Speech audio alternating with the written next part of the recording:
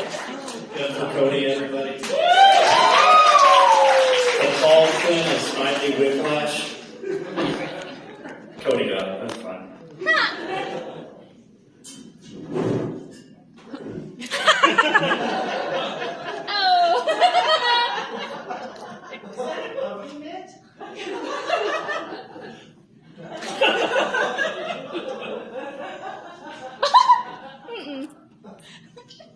I don't think I could become a woman. Probably because I don't want to lose 30% of my salary. Also, I'd have to learn how to masturbate. I'm not even sure I'm doing it correct with the equipment I've been familiar with for 30 years. So, yeah.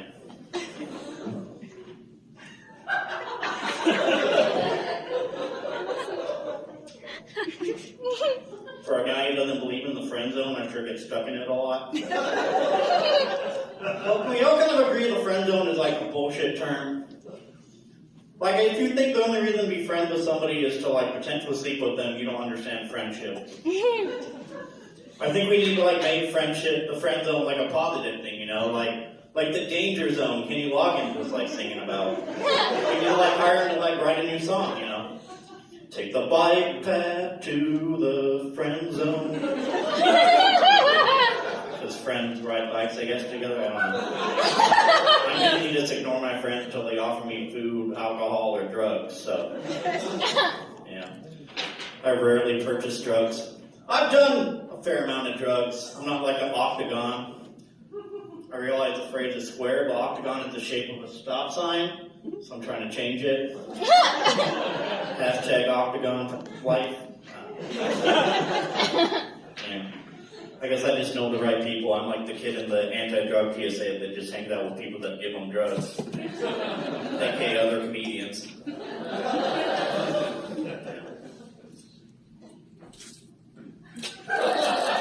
Oh my god.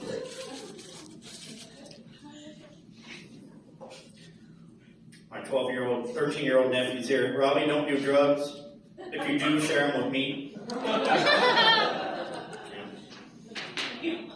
Speaking of drugs,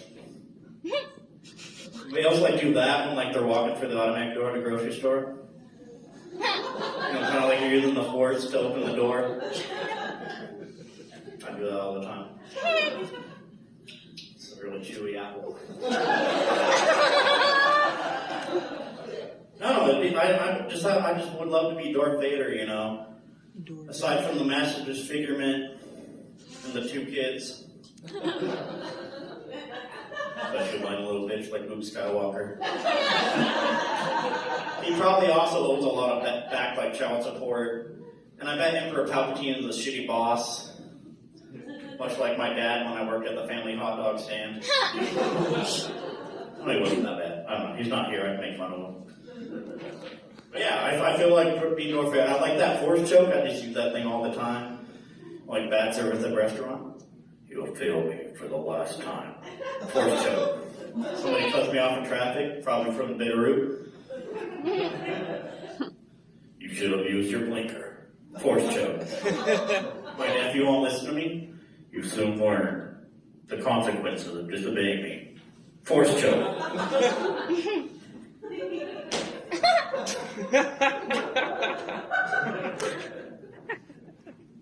That's a fun apple. But yeah, not that I'm condoning child abuse, but if he deserves it.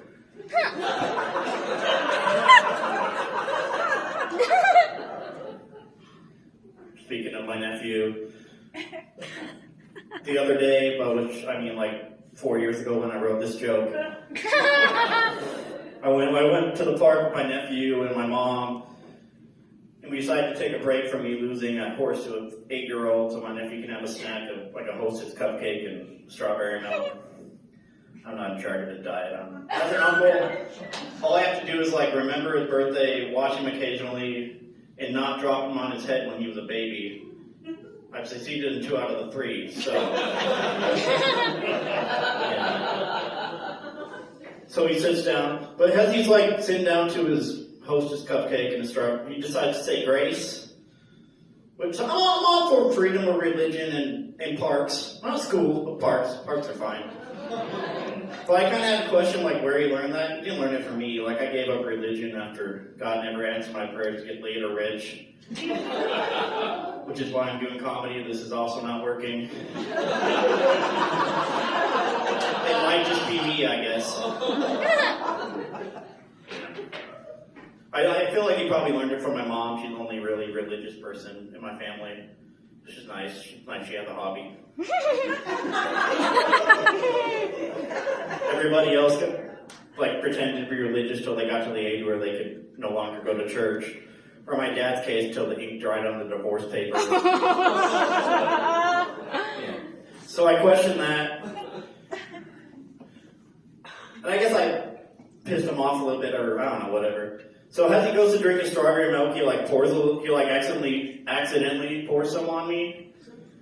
He says, "The Lord strikes back." Like somehow I incurred God's wrath by questioning him saying grace. And God was just being like really passive aggressive that day, I guess.